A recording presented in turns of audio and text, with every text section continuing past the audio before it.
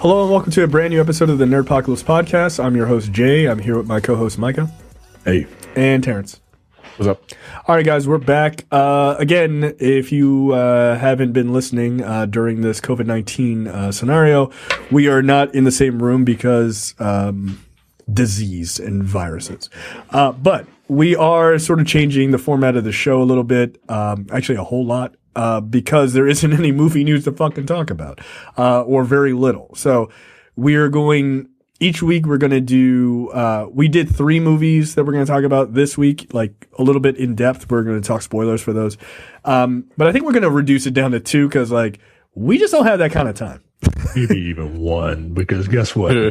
We got jobs, yo. We still got to work. Yo. Yeah. So, we'll try to do 2. We'll try to do 2. But we'll hard focus on at least 1. They won't be like minute by minute breakdowns like we do with our other shows, but it'll be an in-depth conversation, by the way. So the 3 movies that we did this week were The Platform, which is on Netflix, Ready or Not, which you can rent, widely, and, The Assignment, that is also on Netflix. Yikes. Just like to point out, Micah chose The Assignment. Apropos of nothing, Micah chose The Assignment. And then we have a little bit of movie news, and then we have What the Fuck, brought to you by JTD. That will not change. That will always be a part of the show. All right, so let's jump right in. Micah, you watched Shogun Assassin in your copious free time as well. Yeah, so I was also, it was a nice day the other day, and my wife, who apparently has never had a grill before, I was out there grilling one day, and she was like, "Oh, you gotta do this every week, babe." And I'm like, "Wait, what?" Wait, I'm sorry. Yeah, you guys every week. Wait, hold on. That's right. You guys didn't have a grill at your old place. No. And apparently, isn't she from Florida? I know. What? That's fucking weird. But they didn't grill. Really? At all? No.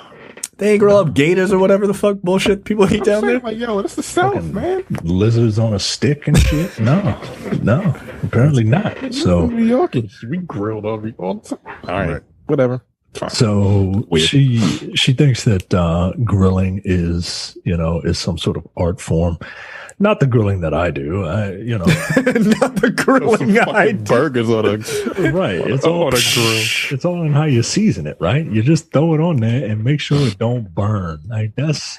And it's grill food. Sometimes that don't even matter. It don't even matter. People like burnt hot dogs. I don't get that at all. Like niggas are like, yo, this smell like the grill. That's enough. This is good. I'll eat it. No, all you got to do is get some liquid smoke.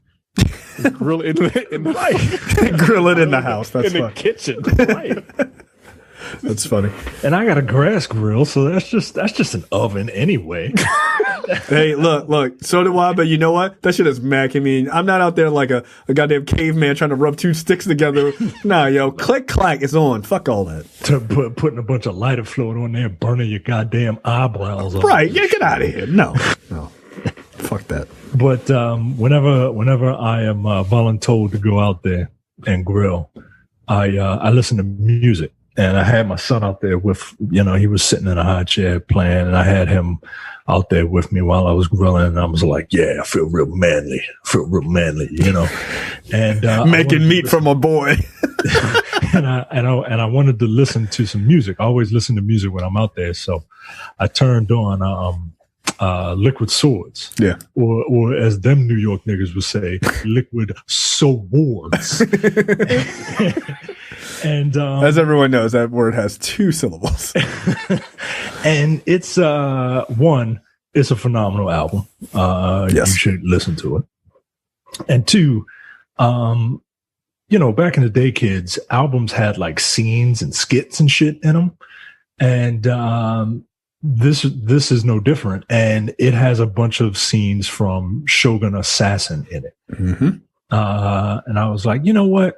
I remember seeing Shogun Assassin, but I haven't seen it in a really long time. So I'm going to watch Shogun Assassin. Now, Shogun Assassin is it's a period piece, and it is it is an amalgamation. It's based off of a manga called Lone Wolf and Cub, which is about a samurai whose wife is killed, and he and his son are on the run. And in order to protect themselves, he keeps his young son in a wooden carriage that has a bunch of weapons and shit on it, right? Like a James Bond gadget car from the Edo period. You know what I mean? Ridiculous. And the thing about Shogun, so when you watch Shogun Assassin, came out in like 1980, and you watch Shogun Assassin, and it's a fun movie, right? It's super bloody. Like, it's a bunch of decapitations and, you know, swords you see get impaled into people's heads and shit, right? But it's real light on story, right? So is Lone Wolf and Cub.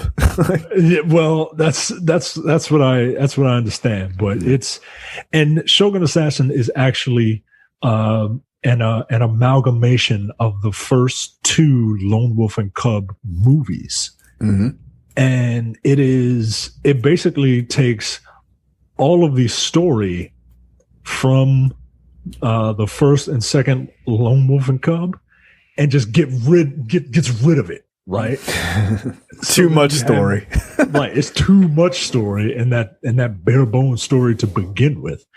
And it's basically just a series of fight scenes very loosely strung together to create some sort of, you know, rudimentary story. The Shogun, this dude, the father, who is just the dumpiest of real regular ass looking dudes, is a badass samurai, and he's killed a bunch of people, and yeah, this dude is mad dumpy. I'm looking at the trailer as you. That's what I'm watching too. Yeah. This guy's not a Hollywood heartthrob by any means. No, he is not. He is very much. This is very much a real regular ass dad fantasy. Yo, imagine if I had a sword, my nigga. Yo, you're mad out of shape. Yo, you're mad out of shape. Peter Griffin is a samurai. Like he looks like he works at a goddamn beer plant or a power plant. Yo, he said fucking Peter Griffin. Look at him. I mean, you're not exactly wrong. No, Japanese Peter Griffin. Man. It's and look, the Shogun is pissed. They're basically on the run for some reason. The guy has to kill the Shogun's brother. I have no idea why. But they send a bunch of people after him, right? Like the Shogun sends his men, and fucking this big doughboy fucking just annihilates him, right? Because he's so awesome. And then they find a group of female ninja, and he basically just dispatches with them, and then he has to fight the Masters of Death, right? These motherfuckers with like claws and all this shit. And those guys are the inspiration for Big Trouble in Little China. Those characters. Yeah. Like it's very, look, if you just want to watch people die with samurai, so if you're a weeb dad. And you wanna yeah, look, you had me in the first half, I'll admit.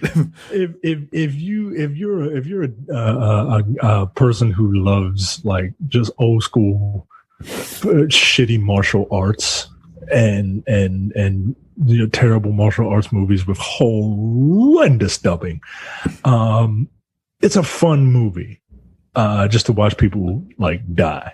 And just to watch this big fat dude fucking play a badass samurai, yeah. Yeah. All right. Yeah, Peter Griffin. That's fucking hilarious, Terrence. It's true though. It's very true. All right. I watched Uncut Gems. I hadn't had a chance to watch this in my normal life, but now that I'm stuck home, I had some time. This is the Safdie brothers latest film with Adam Sandler. Look, if you were hesitant about watching this because it's Adam Sandler, I get that. But let me be the first to tell you that missing this movie is a mistake. Terrence, you've seen this before. Yes. This shit is super good. I'm going to give the basic plot. I'm not going to give anything away because Mike is going to watch it this weekend.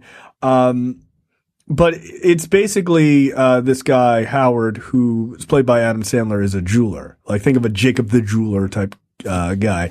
And so he's always selling shit to, like, rappers and basketball players and, like, just ridiculous jewelry in New York. And he's just a general scumbag, kind of piece of shit guy, but he has a massive gambling addiction. And it's just him trying to, he's got, what's the basketball player, Terrence, who's in this? Kevin Garnett. Kevin Garnett, yeah, KG. And so Kevin Garnett wants to, buy this piece that he has. And he is trying to sell this piece at like auction because he thinks he can get a ton of money for it. And things just start to spiral out of control. He's like, all right, I'll let you hold this piece overnight. And then Kevin Garnett like thinks it's like a special thing. And then it just starts to spiral. And there's just like bets made and like things are pawned. And it just like keeps you on edge as like this guy has built sort of this tower of like this like house of cards. And you're watching like, is it going to fall? Is it not going to fall? And like, it's really good. And Sandler puts in a fucking hell of a performance. Like he really does. He really he's quite impressive. It's good. The Safdie brothers I've been on this podcast touting the greatness of a movie called Good Time that they did right before this, with Robert Pattinson. That's on Netflix right now, by the way.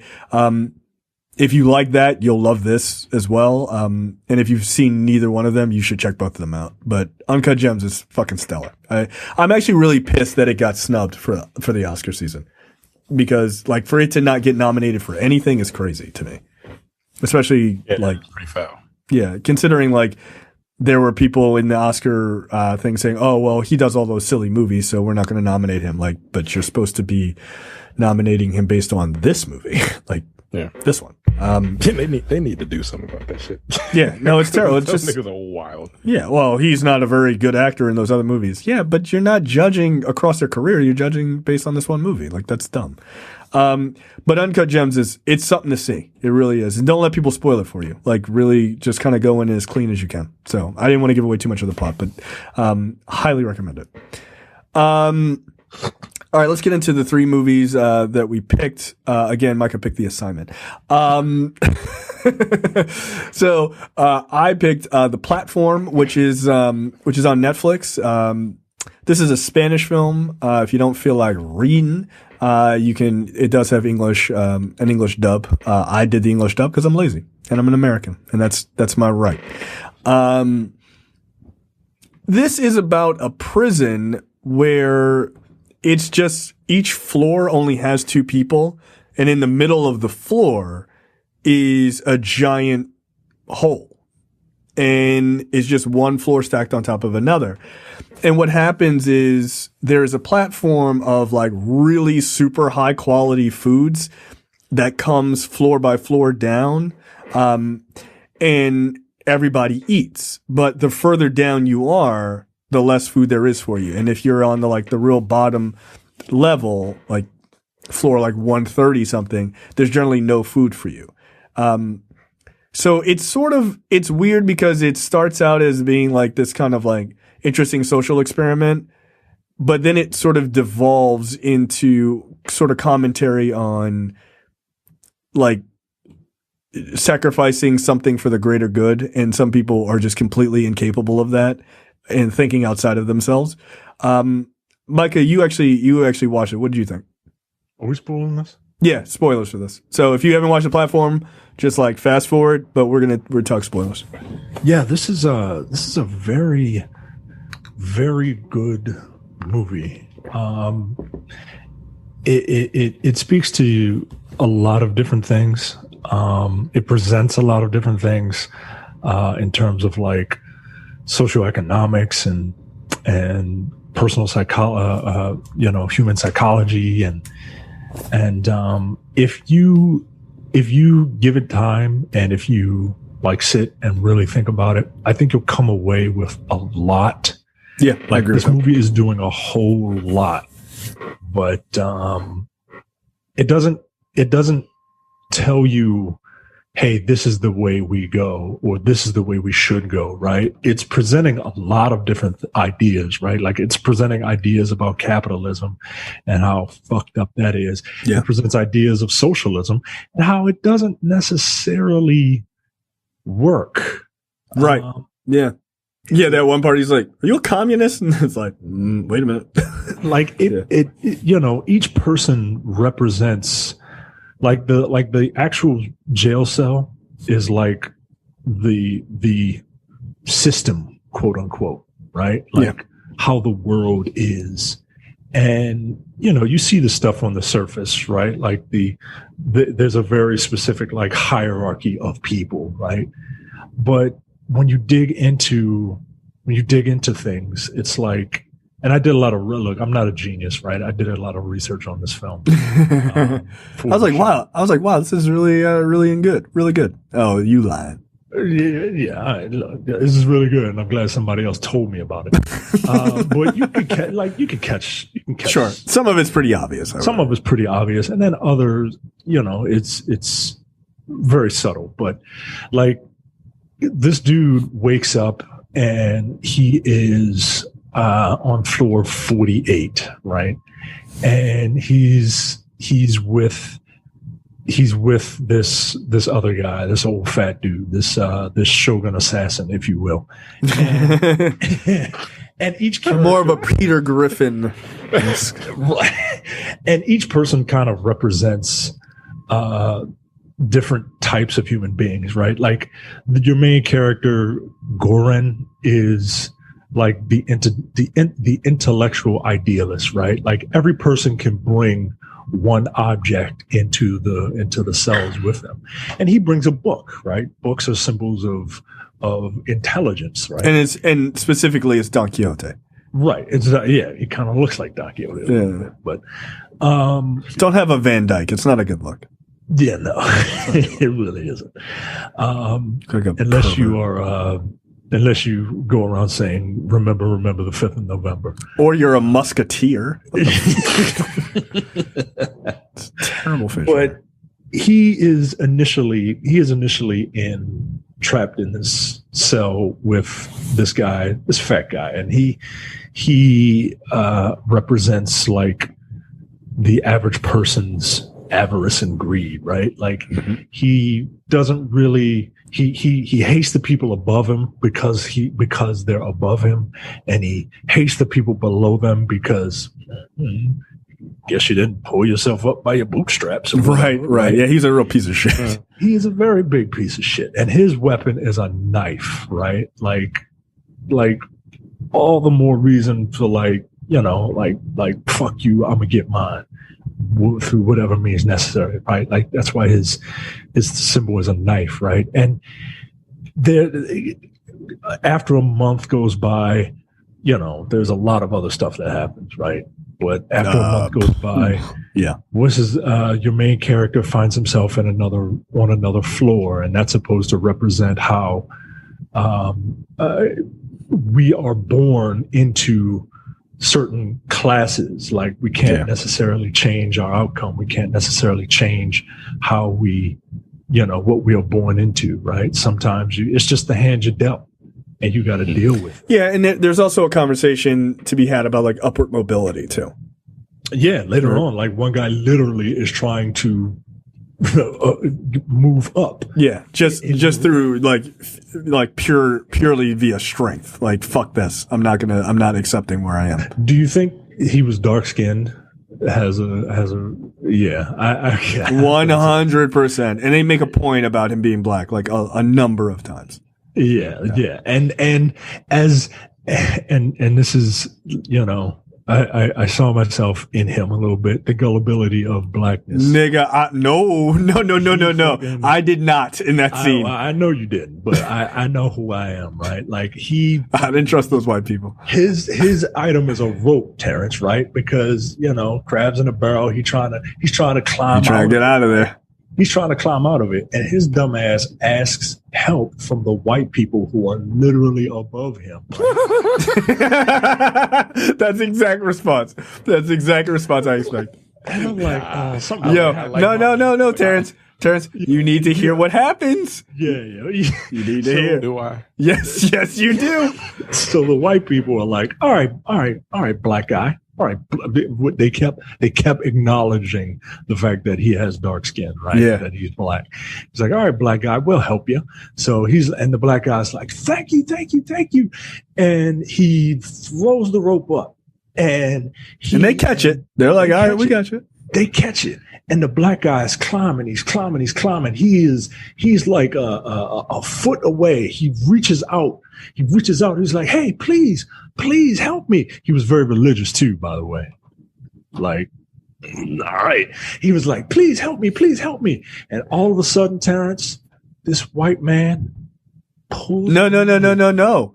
It wasn't the man. It was the woman. It was the woman. Yeah. One of them white bitches pulls her pants down and literally shits in his face. And he's startled by it, and he falls back down. I was like, nigga, what are you doing? Of course that was going to happen, yeah. Now, look, normally we condemn people. Oh, my God. Normally we... She hit that nigga with she hit him with 2 nuggets. He was like, bow, bow. He's like, oh, shit.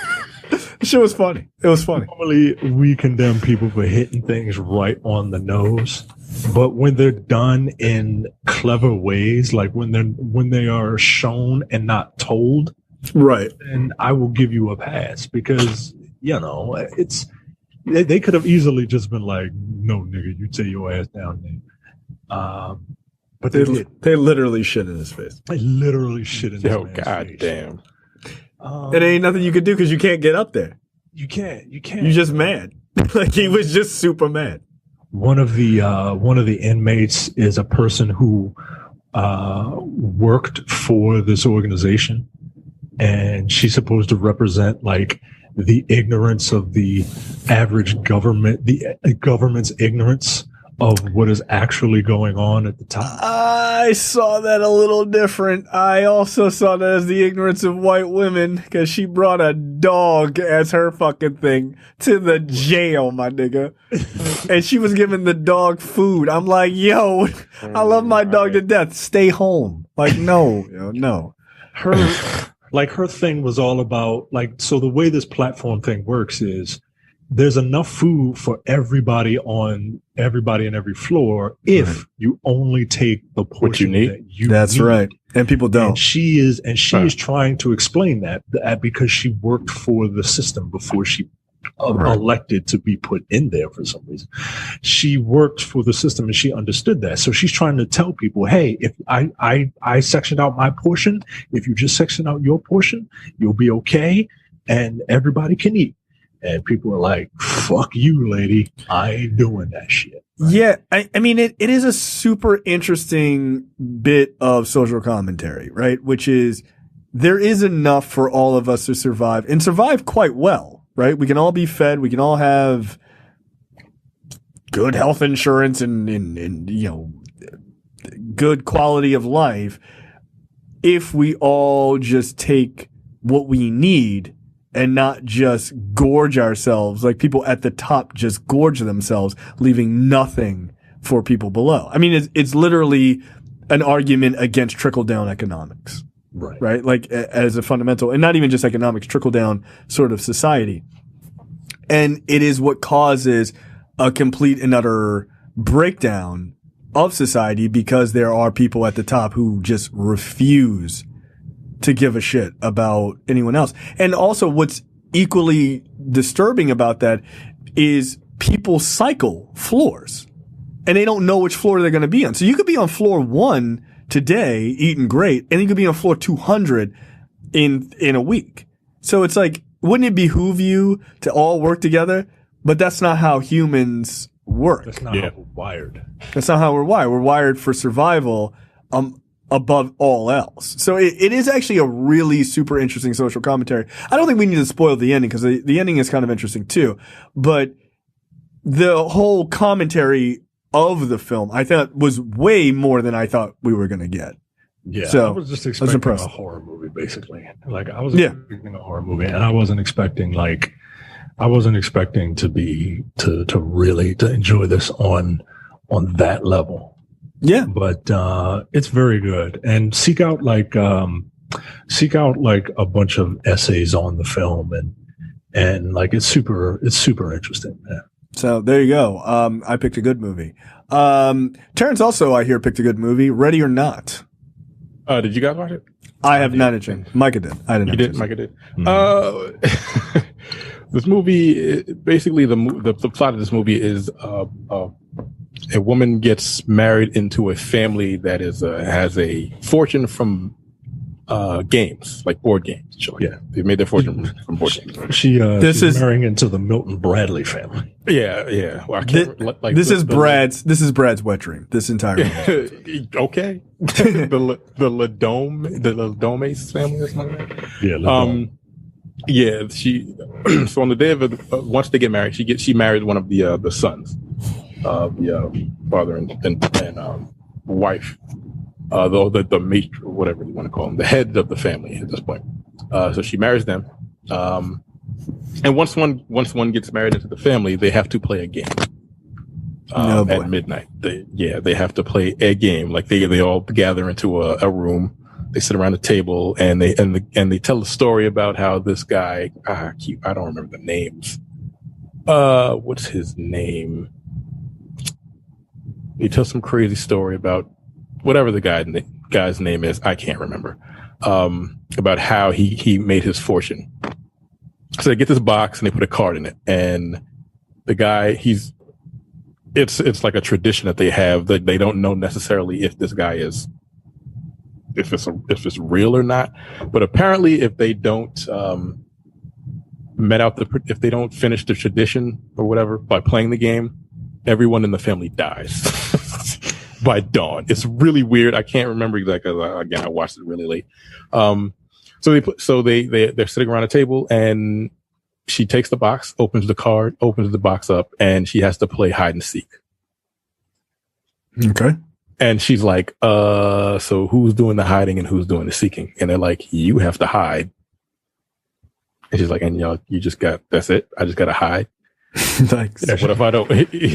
She's like, they're like, yeah, that's it. She's like, so how do I win? And they're like, yeah, you can. I guess you could just hide until dawn. Yeah. They're like, you could hide until dawn. She's like, what? No, I'm not doing that. I'm not hiding, whatever. But I'll go ahead and play along. So she goes and hides, and she hides in a what do they call it? A dumbwaiter. Yeah. But when she goes to hide into a dumbwaiter, they all start pulling out like fucking archaic weapons, and she doesn't know. So the hide and seek is like she has to hide from being killed. So here's my question: is the guy she married in on it? Well, he is, but he doesn't want to participate because he hates his family, and his family is pretty garbage, right? Like they're terrible people, all of them. The majority of them are. And all the other people that have married into the family, they've played games over in the past to get in, but they played like checkers and chess and other just stupid games. But she unfortunately picked the one where she's got to be sacrificed or whatever. What the fuck? So it goes from there. It's fucking wild. There are a couple of holes in this movie, but so basically, this is like a bullshit story to get to the murdering. Yeah. All right, so it's a purge movie. It's a purge movie. Yeah, that's fine. I'm okay with it. Not really, but so it's basically this woman trying to survive the night from being murdered. She realizes that once someone gets shot in the face, I don't think she sees it. No, she doesn't see that. Someone gets shot by accident.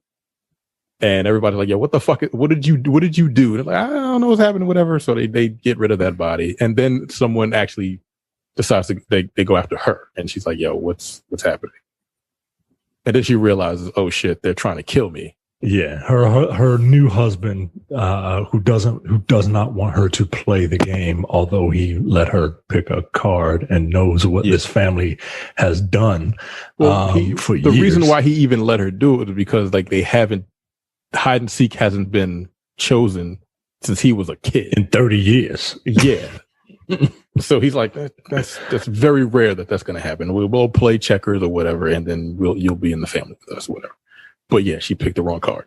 But he lets her know, like, look, they're going to kill you. I'm going to help you try to get out of here. And then it goes from there. So wait, if she survives the night, is she just in the family now? Like everything's cool? Well, that's the thing. Like, if you pick hide and seek, like, you must be sacrificed no matter what. Like, there is before dawn. Right. You can't win, or they don't really. That's where the holes in the logic and all that. Because if like, so she wouldn't have to be sacrificed at all if she picked Chinese checkers. Right. Like, yo, that's a wild disparity between games. Like, because like the fat dude, like the dude that was married to the daughter. Yeah. Daughter. Yeah. Yeah. He played a regular game. So, so he was fine. They need to make a sacrifice every 30 years or whenever the hell this card gets chosen. I don't understand how it works. And I guess they've never not sacrificed the person when that card is chosen. No, right. They like this family has. Apparently, other families have. Yeah, and have failed. Right, because if you don't make that sacrifice, then a curse is put upon the family. By who? Is it a magical witch? Like, what the fuck is going on? Yes. Yes, pretty much. Like their great grandfather who founded the board game empire made a deal with one other guy, and then that's where all this. Yeah, that's like I can't remember what the story was. That's where all this voodoo shit comes from, right? All right, let me ask the question that really matters: is the violence good? One character is just I mean. They have so much blood on them. You would think that they are doing blackface.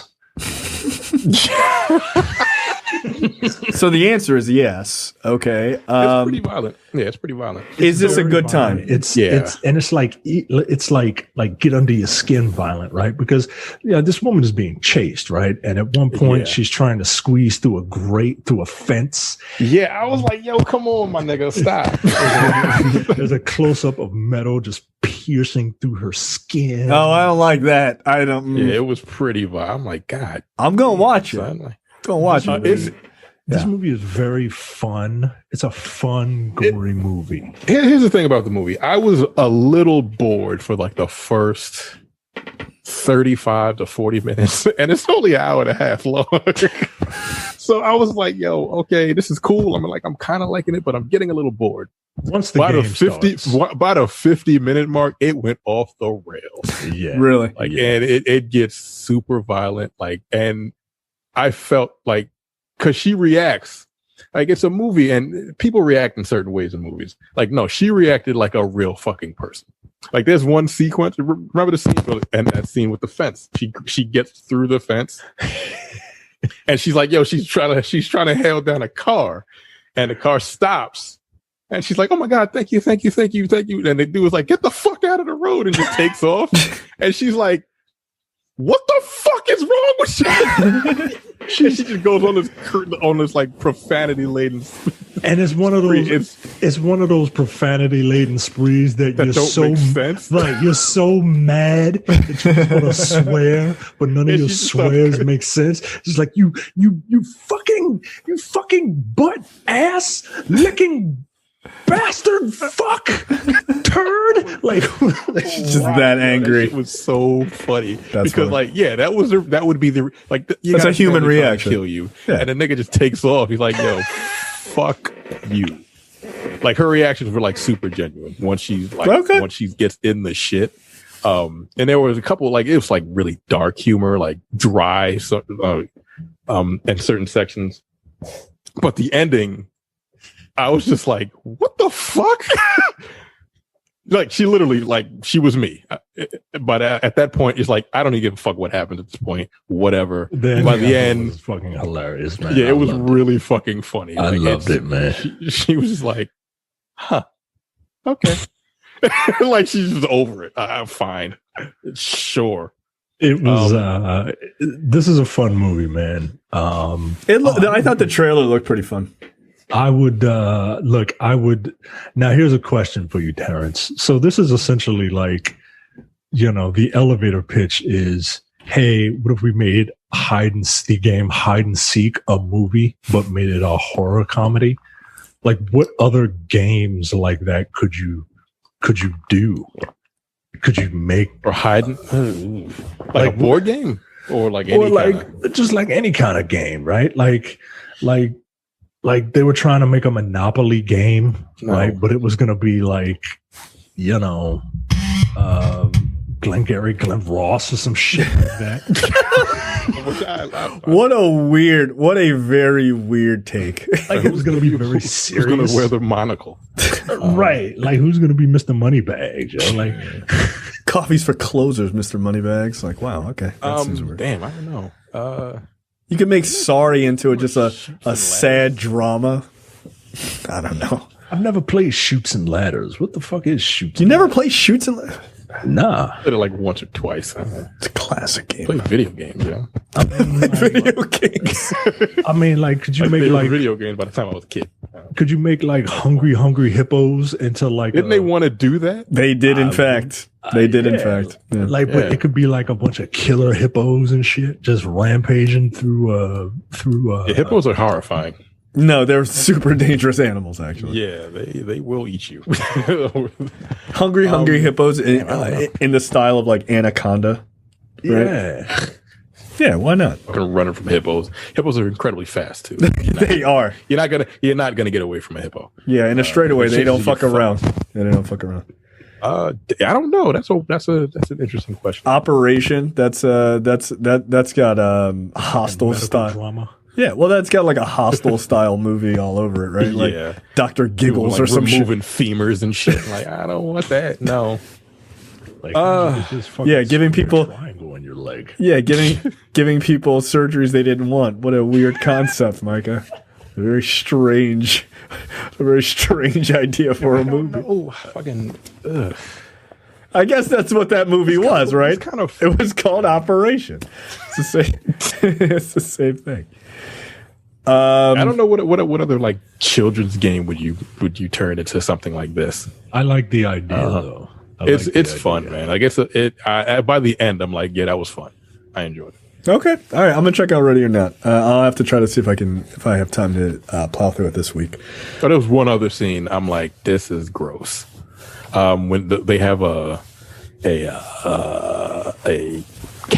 sheep pit or something like that. Goat pit. Goat pit, yeah, because they sacrifice goats for whatever reason. Yo, what is this movie? It's bizarre, and something happens to her, which I also found hilarious. She knocked that kid straight. She punched the shit out of that kid, yo. So, Hugo Weaving's niece punches the shit out of a little boy. It's amazing. Good. It's really funny. He deserved it. Look, sometimes you got to punch a kid. You got to knock a motherfucker out sometimes. They deserved it. Fuck the fact that they're 8. Who cares? It's fine. What he did to her, and then she was just like, "What the fuck?"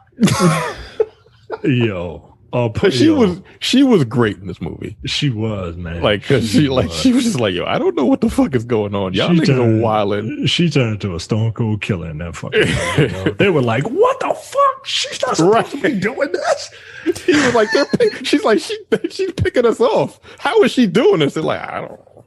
That's why I married her. Know. She seems awesome. Like they were just so fucking beside themselves. Oh man. All right, I gotta check this out. This sounds very much up my alley. All right, Micah. You chose The Assignment. I've always wanted to watch this film because of the premise, right? I have no problem watching a bad movie. But if it's good, right? Well, this was a unique situation, wasn't it? This is not a good bad movie. It's just a bad movie. And So the premise is sound, right? The premise is basically there's a hitman. One of the people he killed is Wait, whoa. You said the premise is sound? Agree to disagree. No, the premise is interesting, right? Like it's interesting. Not all right. The premise is interesting. Okay. Like there's a hitman, kills a bunch of people. He kills the brother of a rogue plastic surgeon. And in order to teach the hitman a lesson, the plastic surgeon kidnaps him and gives him sexual reassignment surgery. Like I've never heard of that at all in a movie. That is it's unique. Very unique premise. It's a unique idea. I'll give you that. But that's the premise? I didn't know. Nigga, don't watch this movie. Yo, don't watch this movie. It's so bad. This movie is really bad. And step one, from the moment Tony Shalhoub comes up there, it's the writing, yo. It's the writing. It's so bad. Look, here's a pro tip. Look, as soon as Tony Shalhoub comes into frame, first of all, Sigourney Weaver, what the fuck are you doing? What the fuck is Tony Shalhoub doing? Both of them. This must have been before Marvelous and Mrs. Maisel. It has to have been. Well, this is 2016. When did Maisel come out? I don't know, but I feel like he definitely had something better to do that day. Anyway, Tony Shalhoub comes in and we see... No, Marvelous Miss Maisel started in 2017. Yeah, there you go. Yeah. I like to think that the folks at Amazon saw this movie and was like, yo... That's the guy. Got it. We could get him for cheap. He's a good actor. What the fuck is he doing in this? So this is how bad the writing is, and I'll give a little pro tip. We see Sigourney Weaver, rogue plastic surgeon,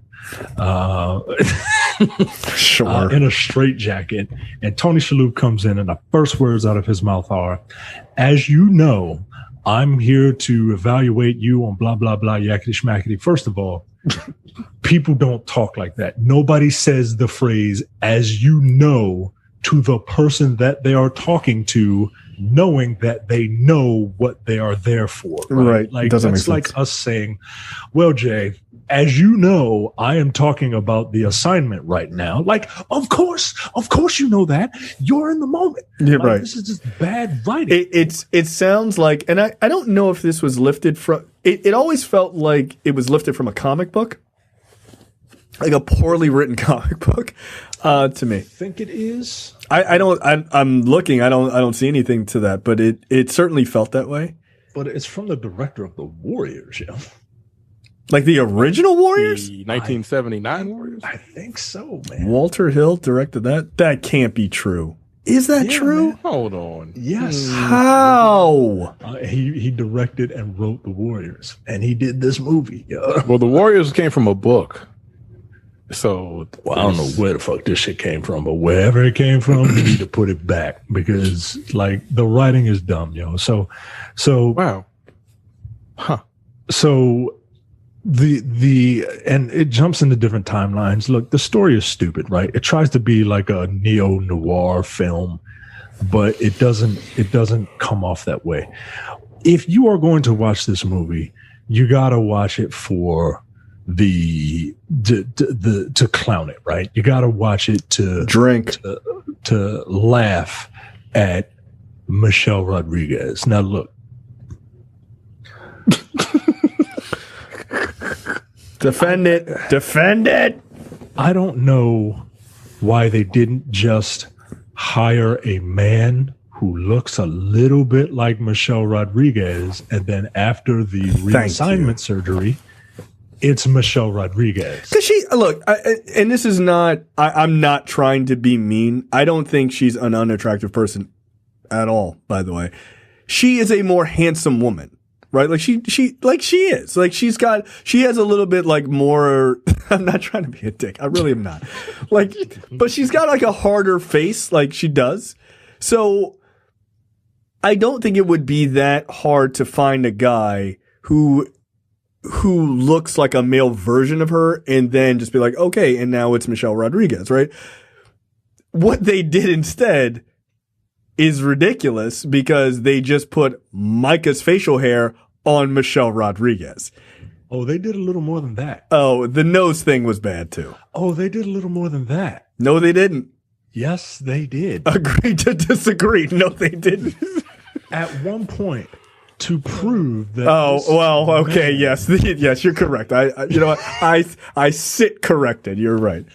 At one Jesus point, to Christ. prove that Michelle Rodriguez's character, Frank Kitchen, all right, is a man. We see Frank Kitchen, man, taking a shower. And as a man, he turns around and you see his dick. Yeah. You see his big hairy chest, his small hairy chest. Yes. And you see his fucking penis swinging about. You see Michelle Rodriguez with a beard on, glued on, turn around and show the world. So bad, dude. It's so bad. It's so unnecessary.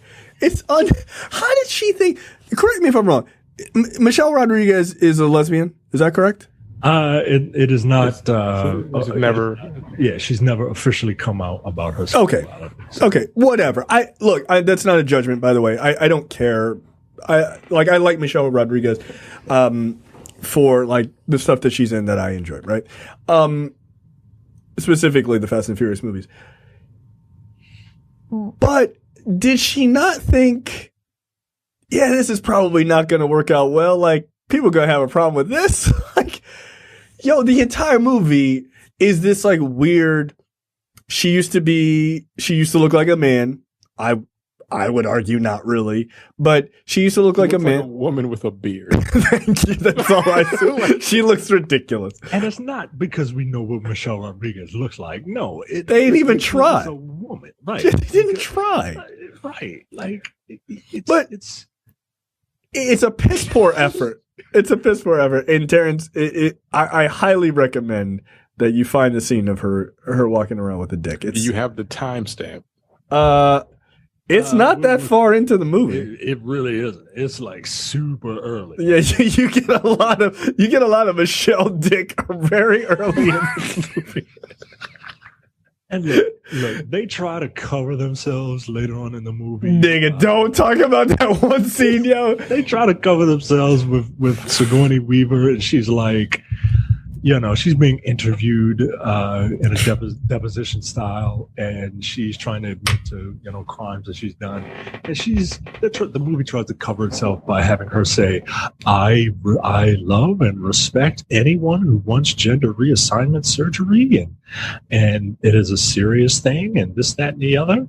But I did it to this guy because I knew he would not." Terrence, about 9 minutes and 30 seconds. There it is. And it's weird. It's very weird. She walks like a person who doesn't have a dick in real life. Right. Like, she's like, her back is all arched. I'm like, just walk normal. Yo. She's like, have you seen my penis? But dudes don't peacock. Yeah, it's just shit. Yeah, it's not really our thing. Fucking cock and balls are hanging out. Man. Right. Like, it's not. I'm just trying not to fall on so some fucking ridiculous. And by the way, wow. By the way, for her stature, wow. For her stature, she's being very generous. Yes. Very, very generous for her stature. Get out of here. Yeah, get out of here. She's like 5'1". Knock it off. And so, but like Jesus Christ. Yeah. I'm gonna send you a picture of it's super offensive to people who are in the trans community. That's my problem. Like, how did she not think that this was gonna go completely left? Because it is treating this transgender surgery as a punishment. Yeah. Thank you. That's not cool, yo. That's not cool. And taking it a step further, the worst thing you could think to do to a man is to make a man a woman. What kind of fucking anti-women shit is that? Now look. That's crazy to me. As you say that, there's one scene when Michelle Rodriguez's character, Frank Kitchen, realizes, like, oh shit, I got titties. Oh shit, where's my dick? And I gotta tell you, look, this is the best acting that I've ever seen Michelle Rodriguez do. Do yourself a favor, go open up the Messenger and take a look at that scene that I just showed you of Frank Kitchen realizing that he has no dick. Yo, that scene is...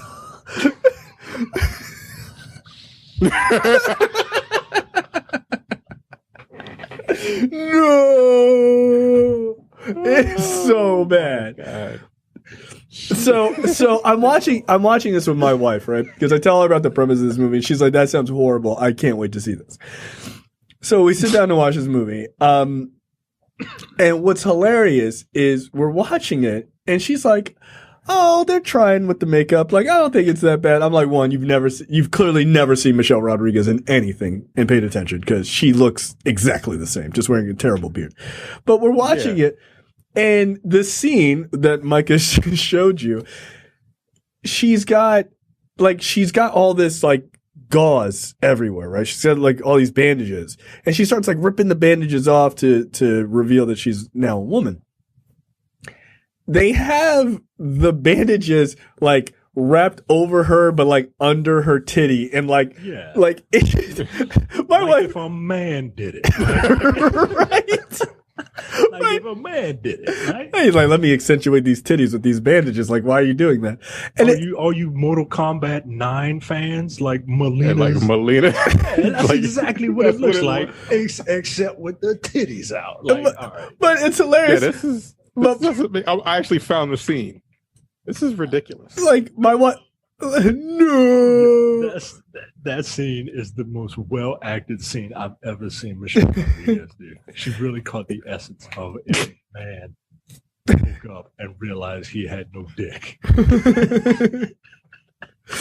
There is a later scene in the movie where Francine Kitchen is she's like in a room with like 2 or 3 other bad guys.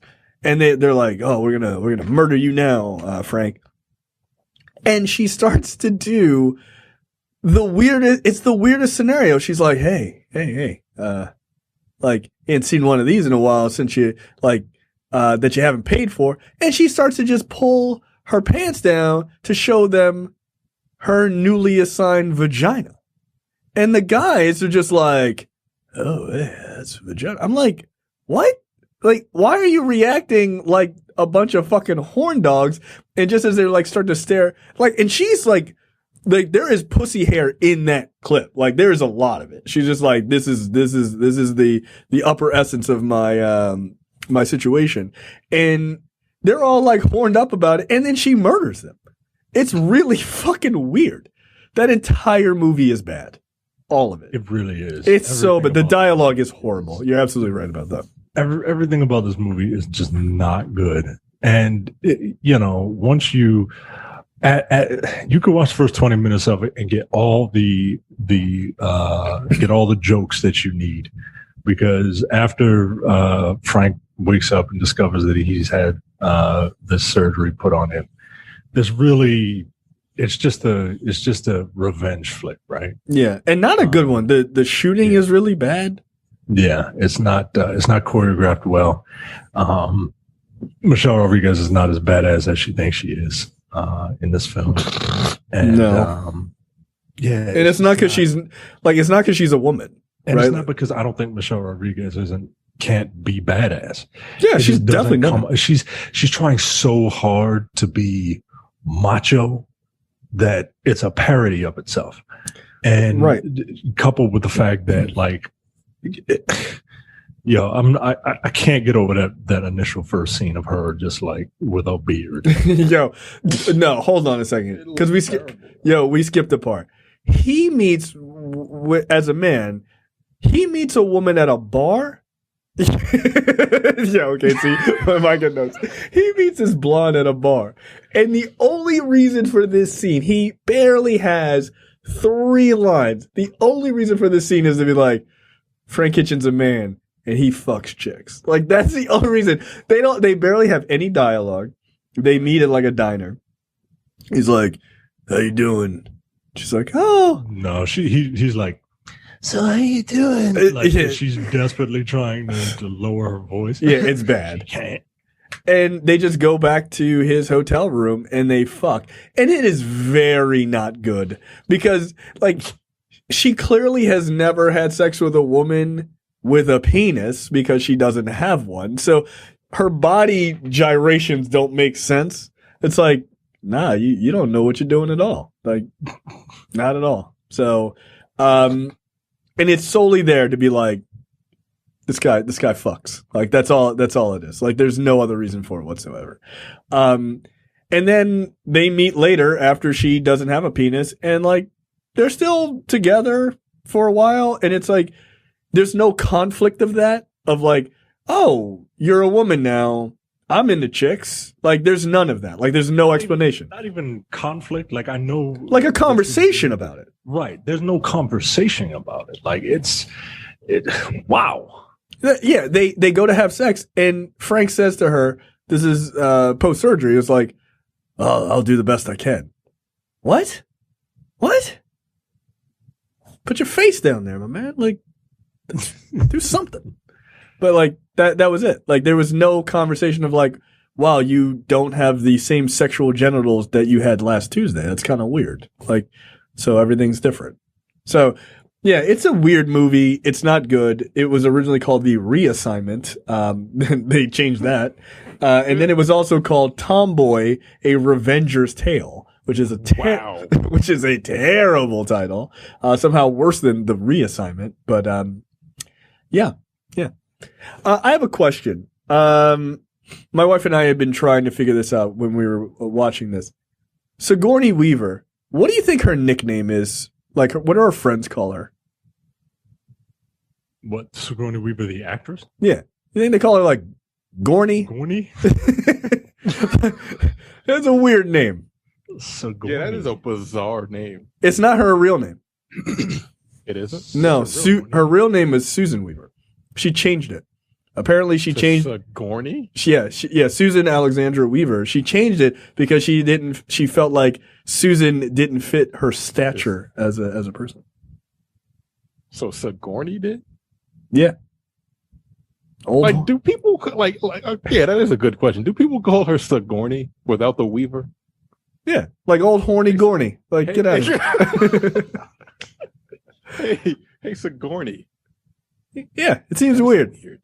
That's a strange name, man. Yeah, you have to say both. Yeah. Yeah, you got to be Sigourney Weaver. You got to say the whole name. You can't call her Sig, right? Right. You can't call her Sig. You can't call her Gorney. Gorney seems a Weaver. I feel like Gorney is the way to go. I'm going with Gorney. If I ever meet Sigourney Weaver in real life, I'm gonna be like, "What is your nickname?" She's like, "Who the fuck are you?" First of all. Yeah, I'd be like, who the fuck are you, Susan? Get out of here.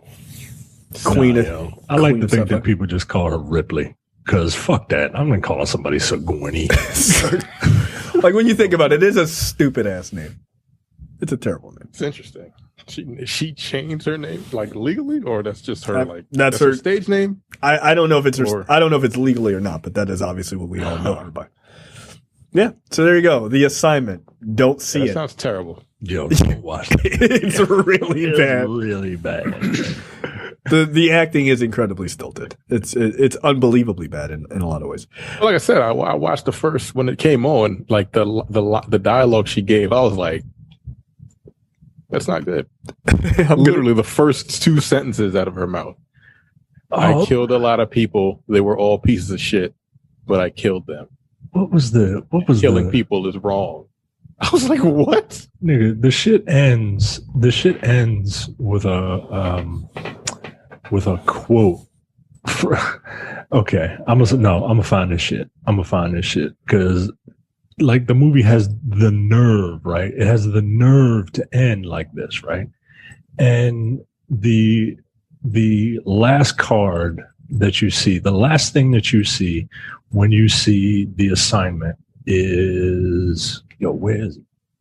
I will just say this. I didn't like that they never addressed, like, she never reconciled with the fact that she's a woman.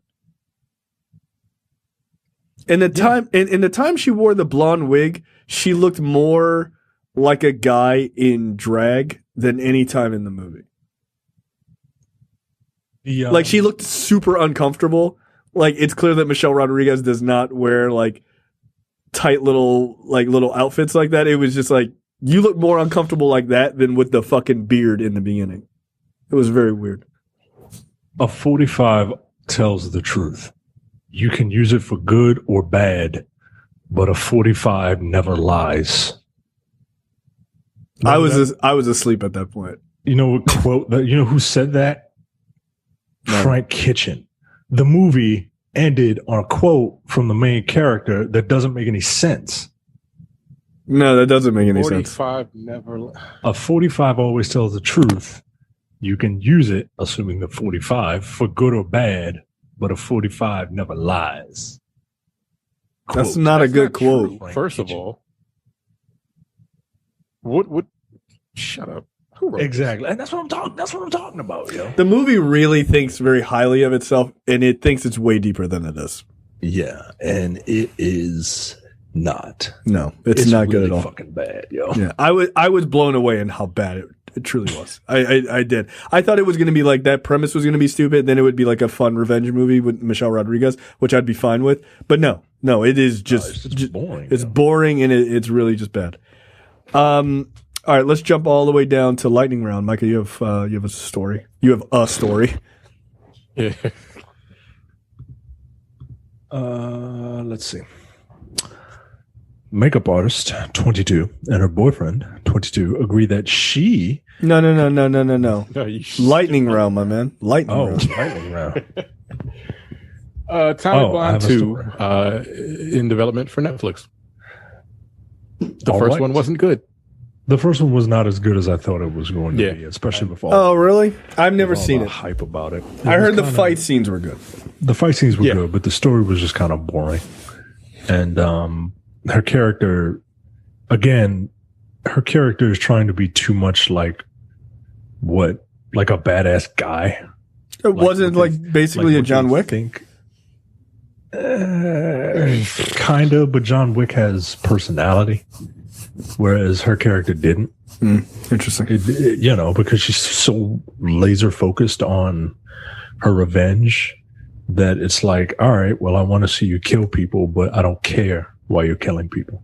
Okay. And John Wick has, as incredibly thin of a premise as all of those John Wick movies have, especially the first one. Oh, they killed my dog. Nigga, that's more of a premise in the third movie. Especially the first one? The first one the first one is fucking Tolstoy compared to the second and third.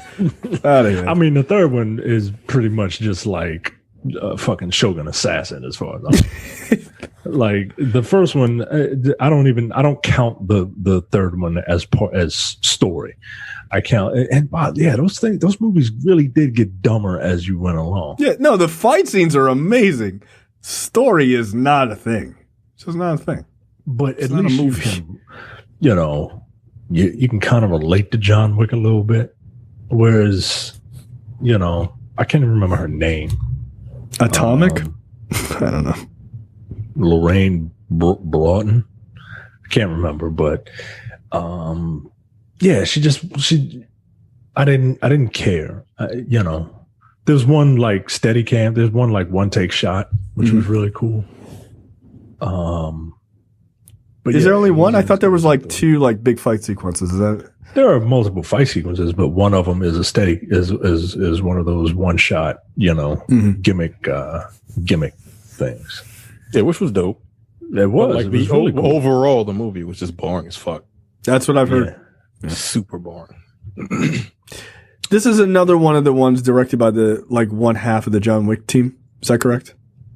I feel like that's right. I think so. Must have been the action guy, and not the you killed my dog, so now you gotta die, guy. I think they're David both Leitch. actually. Yeah. Yeah, he's the one who did Deadpool 2 as well. Which, I mean, had a pretty decent story, actually. So, okay. I mean, that's fine. I haven't seen Atomic Blonde. From what people say that I trust, I don't feel the need to run out and see it at all. But if people tell me this one's good, then I'll watch this one. But I'm not going to watch a 2-hour movie that's got like 15 minutes of shit I want to see in it. That's not enough for me. And I really like Charlize Theron. I think she's a really good actress. But it sounds like she's pretty wasted on this. Yeah. Yeah. All right. Cool. That's all we have for lightning round. Movie and TV news. Disney Plus has surpassed 50 million subscribers in 5 months. That's pretty impressive. Disney targeted 60 to 90 million by 2024.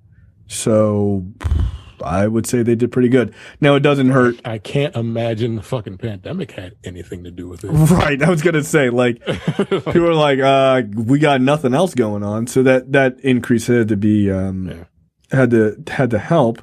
I mean, they're also putting stuff like Frozen 2 and Onward and these other movies that are about to hit the box off or the home content. They're dropping those earlier on Disney Plus, which is smart, right? That'll get people there early. Cause I know like a couple parents who are like, I'm tired of watching Frozen on Netflix. And then Disney was like, or on Disney Plus.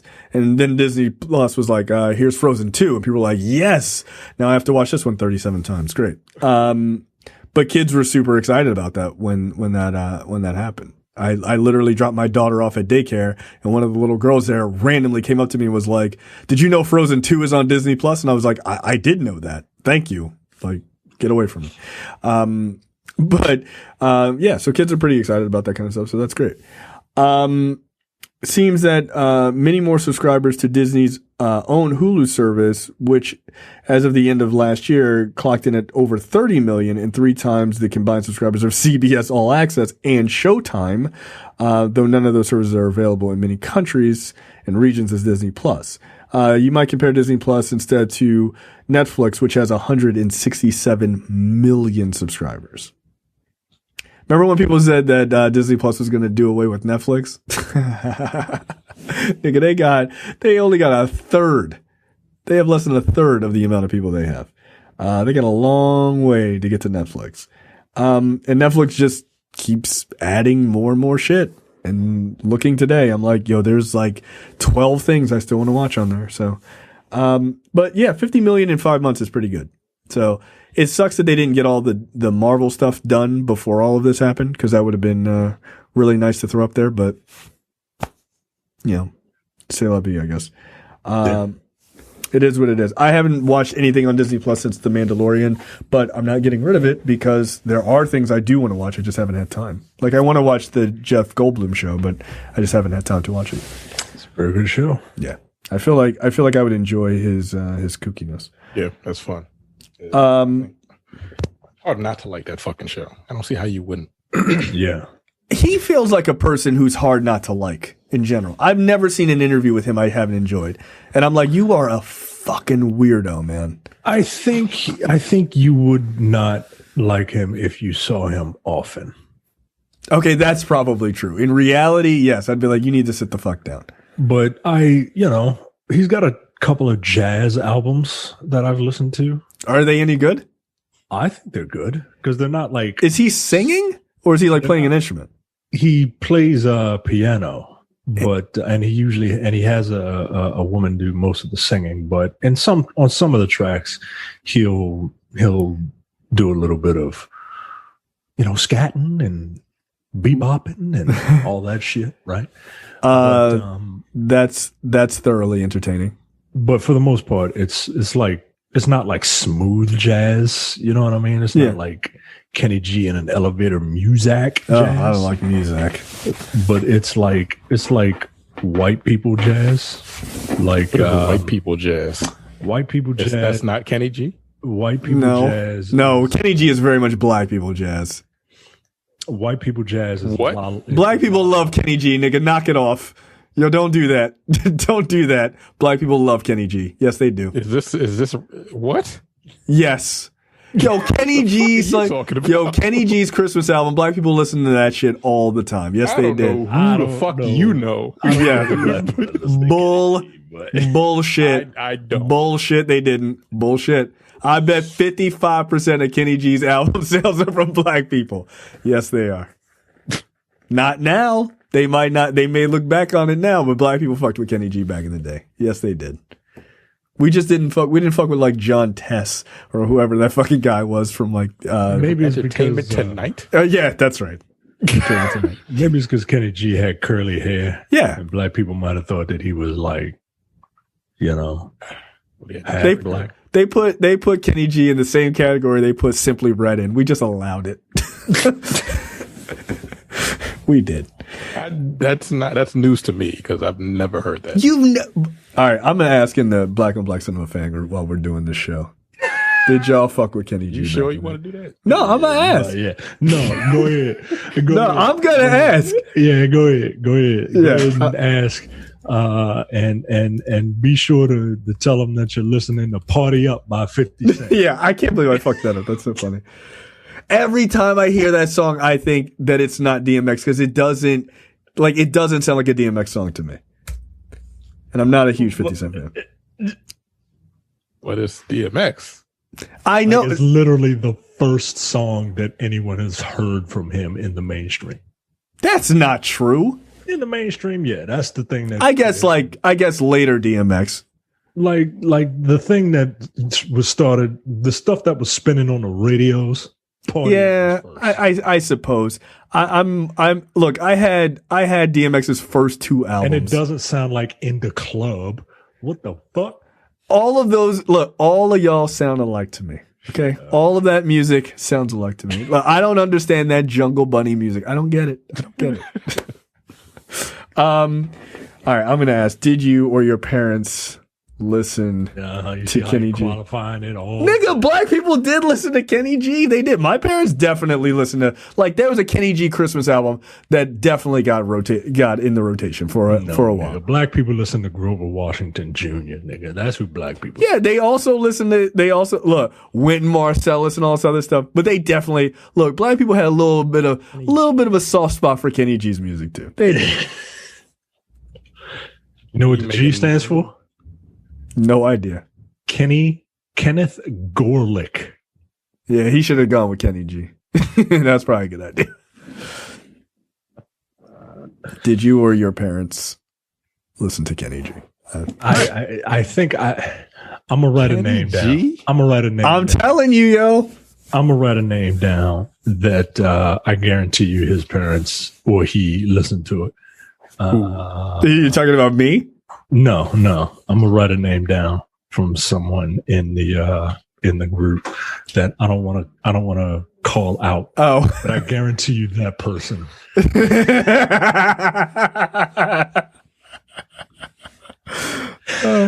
I guarantee you that person will be like, "Oh yeah, I love Kenny G." That's funny. That's funny. Yeah, I mean that's likely. That's likely. But he's older. Yeah, he's older. All right, let's get to what it was him. What? I mean, you're not wrong. Yeah. All right. What the fuck brought to you by JTD? Micah, take it away. Okay. A makeup artist who is 22 and her boyfriend who is 22 agree that she, capital SHE, can sleep with whoever she likes, but he must stay faithful after she told him she would leave him otherwise. California. Wow.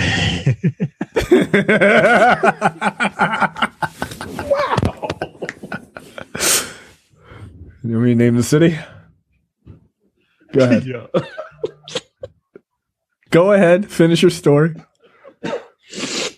I won't give the name away. I feel like I know it. Claims to have slept with 5 different men in 18 months. She started an open relationship with this man, 27, from somewhere. She claims to kiss up to 6 men a night, but her boyfriend can't sleep around. The man No, this dude's a cuck. Yeah, I mean that's pretty Japan. pretty much the definition of the actual word cuckold. Yeah, it is. Japan. Nope. Where are you saying? Boom, nigga. Boom, nigga. Look at that first response. Right in your face. Your face. Anyway, go ahead. No, this is in England. This is in Milton. Yeah, that's ironic. It took me a split second. Yes. Come on, dude. That's funny. That's funny. I mean, look. It is. Look, that is funny. I didn't write these stories. In Milton Keynes, England. Interesting. I'm sorry, Milton Keynes. We're 2 for 2, by the way, in my Kenny G post. One person went to a Kenny G concert and enjoyed it. Interesting. Look, I'm telling you, that Kenny G Christmas album, black people fucked with it. They might not have fucked with all this shit, but they did. They did. I stand corrected. See, there's a bunch of people. See, now you got to disparage Kenny G fans who like listening to the smooth jazz on the radio. They 100% played that shit on the radio. All that Kenny G shit. People fucked with it. They did. Oh, this woman looks like Beatrice Gibbs is 22. She's allowed to sleep with 5 other men. She seems like the type that would dominate someone. Let me go ahead and click on this link. I need to see that. Sure. I can see why he probably lets her get away with that, but no, fuck off. No, I ain't no. Oh. No, fuck you. Oh, this is the guy. That's the guy? Hold on. What does the guy look like? Goth Wolverine. like a goth Wolverine. No. He looks like someone who would. She looks like the type of person that would tell her man, "Yeah, I'm gonna fuck whoever I want." He seems like the type of guy to be told by a woman, "Yeah, I'm gonna fuck whoever I want, and you can't." We're not. That's not how this is gonna work. Her boyfriend is not allowed to sleep around, and said he needs to give her this freedom to keep her in his life. They wrote a whole article about how this dude is a bitch. like for real. Like, your friends are just clowning you. What are you doing? Just find somebody else. Like the Crow. Yes. Picture. Is this Jack? Jack, you allowing this? Come on, man. What's going on? The woman told reporter Jenny Francis, "It's the perfect situation. I have a boyfriend I love, but I also get to have fun with other men when I want to." Wow, your boyfriend's a fucking idiot. Some people might think I'm having my cake and eating it, but we are happy and we're not causing anyone any harm. Hey, man, look. You're not, but hey, it is what it is. Hey, man. Yeah, she added, "I don't feel guilty as we both agreed to our open relationship. I know it must be difficult for him, but it's the only way we could be together." The dude, he is a girlfriend sucker, at a birthday party in Oxford in February 2014, claims he felt jealous at the start of their open relationship, but he's happy now. However, he added, "I still feel a pang of jealousy when she mentions what she has been up to, but I keep it inside. I've learned to deal with my feelings about it." He's gonna kill this girl. He most certainly is. He's gonna flip out and he's gonna kill her. Look, don't do that. Look, if you want to do an open relationship, that's fine. I don't have a problem with that. It's got to be both ways, man. I mean, look, even if you don't want to do it both ways, if you agree to it, fine, whatever. But like, you can't just be like, "Yeah, I still feel jealousy but I keep it, but I bury it deep inside me." Like, what the fuck, yo? Like, nah, man, don't do that. You gotta talk and say, "Hey, I know we agreed to this, but I can't. I feel jealous." And then couldn't be me. Nah, it couldn't be me, man. Open relationships don't make sense to me, but I'm selfish. So I look, to each his own, I guess. I don't think. Look, and as I've said on the show before, kink shaming is my kink. I don't think they work if it's one way. I don't think it works. I don't think it works. An open relationship. No, nigga, you just fucking other people. One side. It's a one-way relationship. Yeah, it's literally the opposite. And I don't like that. Like, yeah, open relationship. It's always just a bunch of skeevy dudes who just want to fuck other women and be like, no, you stay home. I'm gonna go out, but you stay home. Like, nah, yo. If you want an open relationship, cool. But you gotta also be enough of a man to find out that your girl's getting blasted, getting a hole blasted into forever with some other dude too while you out. Like, if you're cool with that, then you're cool with that. But don't be a chicken shit and have her stay home and be faithful to you, and you just don't stop getting your dick wet on everything you meet. That's fucked up, and that just causes problems. It will inherently build a level of resentment. It will. It just will. Right. Unless you're like a porn star. What's that? Speaking of getting your dick wet, a new dating site launches for men with dinky penises. I'm sorry. That's what this article says. London dating site launches for men. I guess London, because with dinky penises. I don't know what that term means. Dinky? Wow. Yeah. Dinky. Wow. Less than endowed men now have their own dating site where size really doesn't matter. Dinky one is the wow. A new matchmaking website aims to combat penis size pressure by helping those with smaller phalluses find love. Dinky One was created by someone with a small penis. No.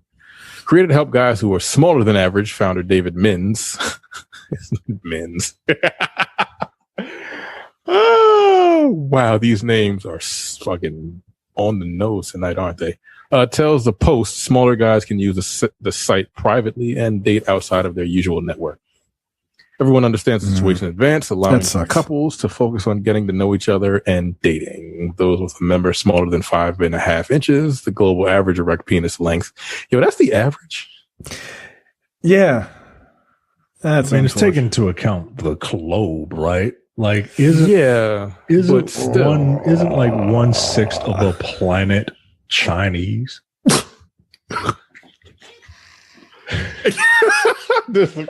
How many people? There's a billion people there. Yeah, I'm just bringing up a random stat that has nothing to do with anything else. That's all. I would never be on a show that would have a conversation like that as of like 3 days ago. These was smaller than 5.5 inches. The global smaller than 5.5 inches erect. Yo, that is defined. Yo, that's unfortunate. Yo, that's super unfortunate. That's the average for you. That's again. That's the global average. I can't. That's really unfortunate, yo. Again, that's why folks be out there humping black chairs, waiting for people to show up. My dick can't be smaller than my phone, yo. It just can't. It just can't. Sorry. That's crazy. That's super crazy. Wow. Okay. Was that your brother? Yeah. Anyway. Dinky ones and are eligible to join. The site says boasting that 100% of the men on the site are less than average. The site claims it currently has 27,000 members with a ratio of 71% male to 27% female and 2% trans. Okay. When you're a smaller man, dating is very complicated. Is it? I mean, I don't know. I don't know. Yeah, I don't know about those problems. I don't know about that life. One anonymous user, age 36, says in the site's testimonials, it's therefore far better to date online with strangers and even better on a dedicated site such as a Dinky One. As yo, yeah, you couldn't go on a better name. It's so ridiculous. As everyone knows in advance, a second Dinky One fan says she simply prefers smaller schlongs. She says, I find sex painful with a man bigger than 4 inches. Yeah, wow. And in the past, Had to resort to oral, but missed that close intimacy of sex as a 28-year-old. What's the? That's actually kind of sad. But what's the proper medical term for shallow vagina? I assume that's what she has, right? It just stops halfway. I don't know. This is a wall there. I don't know. Well, this isn't necessarily it was in the New York Post. There is no like region. No Americans calling that website dinky dicks or New whatever. York Post? It's in New York. Fuck it. Sad. Dinky One debuted at a unique time for dating apps, with Tinder recently warning users that the deadly coronavirus is highly contagious. Something to be aware of when trying to find love among strangers. Yeah, now's not the time to do online dating, guys. That's really... what the fuck? Yeah. Like, it doesn't matter what. Like, no. I'm just amazed that there is an entire site dedicated to this problem. But good for them, by the way. Like, all jokes aside, good for them. At least, because that has to be... Try not to use terms that imply a joke. It's got to be difficult. It's got to be difficult to find somebody if you're less than 5 inches erect. Oh, but you don't know that until the time comes. Yeah, but then it's a problem, because then I can imagine women are like, this is not going to work out. But if they know that, there ain't nothing going in. Sorry. I apologize. Anyway. No, you don't. Less than adequate. Yeah, it's just. Yeah, that's. I mean, you got to go to war with the army you got. So it is what it is. Yikes. Next up, my story. Man nearly went blind after deadly black widow spider savaged him in his sleep. Nicholas Cook, 30, woke up to a burning sensation. Okay. Woke up to a burning sensation on his face and was shocked to find 2 gaping wounds in his cheek. Wow. 2 days later, he found a painful swollen wound on his stomach. Horrifying photos show the extent of Nicholas's struggle with the bite, which has left him traumatized and stacked with medical bills. Just 2 days after finding the marks on his cheek, he had a searing, burning sensation that was comparable to a hornet sting in the stomach. The 30-year-old didn't know where the wounds came from and decided to leave them, hoping the pain would subside. In just 48 hours, the wounds expanded and doubled in size, and the swelling on his stomach ended up oozing pus. Jesus Christ. Nicholas decided to go to the emergency room believing that he was bitten by a poisonous spider. After his symptoms became worse and he began experiencing cold sweats and chills. He said, quote, "It didn't take long to deduce that I had been bitten by a poisonous spider. If you look close, you could see 2 small dots in the center of my swelling. Yet you stayed home for 2 days." Doctors then confirmed that he had been bitten by a black widow, but they were unable to provide him with medicines and antivenom, so they sent him home with a pain relief medication. Send him home with a fucking ibuprofen for a goddamn spider bite, yo. This is in Denver, Colorado, by the way. They got black widows in Denver. Yeah, I don't need to go to Denver ever again. Thank you. He continued, quote, "I wanted nothing more than to have it relieved. The doctor comes in and informs me that I had no specific medicines or antivenom available for a black widow bite specifically." Nicholas now says he has developed a phobia to spiders after the horrific experience. No shit. Yo, one of his eyes literally closed because it had the cheek had swollen that much. Jeez, looks like you got a fight. Yeah, and he lost.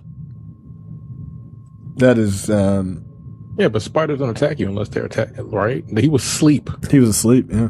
And then just bit him. Like, no, I don't trust him. No, you should never trust spiders. What the fuck? Get out of here. Who told you? People are like, spiders are good. They eat no. other shit. Like, yeah, they're fine. Spiders are the dogs of the insect kingdom. No. Can't trust them. Oh. No. No. Fucking bite you for no goddamn reason. Yeah, No, trust me, Micah. Nothing. No, Micah. That dog had a reason for biting you. It had several reasons. You tried to feed it chocolate, you fucking asshole. Oh, wouldn't this be funny? He was like, yeah, I'm gonna get your ass. Don't worry. Little lanky teenager, get out of here. Bit you on top of your fucking head on purpose. Oh, yeah, that looks so painful. Yeah. No thanks. Any other thoughts before we get out of here? Any thoughts on movies that you want to do next week? I haven't decided on a movie yet. No, I haven't decided on a movie yet. I'm going to start watching the Expanse while I'm here because I'm reading the responses to "Did you or your parents listen to Kenny G?" See, I wasn't wrong. It says, "I'm not certain, but I have a feeling my mom might have had a CD. I think she liked Simply Red more." What I say, yo? What I say? All right, don't look. What I say? I told you, yo. Black people fucked with Kenny G. They did. They did. Okay. There was that one Christmas album. Black people really liked. Jana said my mom has his Christmas album. I'm telling you. What Christmas album? I'd have to look it up. But there was one year, like, that shit was, like, super popular. It was. And Rayshauna's black ass was like, no. Yeah, thank you. She was like, hell no, get out of here. So, yeah. So the Kenny G saga continues until next week. So far, I'm winning. I know black people. I know that. Hey, man, if that's a battle you want, this is the hill I'm dying on. You have it. I'm dying on the Kenny G hill. That's right, with his alto sax. All right, that's it for us. We will be back next week. Again, in the fan groups and stuff like that, we will let people know what the movies we are watching that we choose. We'll try to get that information out to you on Monday, so you have time to watch the movies as well. All right, later, guys. See ya. Take it easy. Bye.